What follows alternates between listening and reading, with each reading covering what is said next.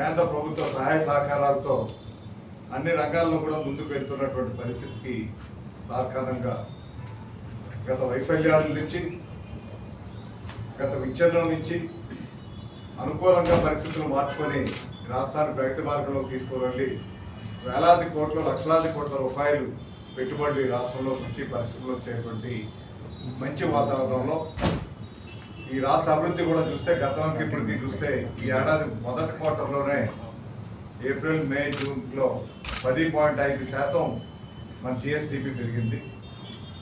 దేశవ్యాప్తంగా 8.8% ఉంటే మన రాష్ట్రంలోనే అంతకంటే ఎక్కువగా జిఎస్డిపి పెరిగిందంటే ఇదే అభివృద్ధి సూచిక, ఎందుకంటే వేరే నిదర్శనం లేదు.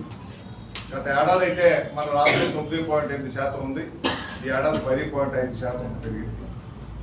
అంటే పెరగడం ఉండేసరికి సంపద పెరిగింది, ఉద్యోగ అవకాశాలు పెరుగుతాయి, తలసరి ఆదాయాలు పెరిగే కార్యక్రమం ఉన్నది కాబట్టి మనం ఇటువంటి అభివృద్ధి సాధించుకోగలుగుతున్నాం. ఇటువంటి అభివృద్ధిలో ఇన్ని ఇబ్బందికర పరిస్థితులు ఉన్నప్పటికీ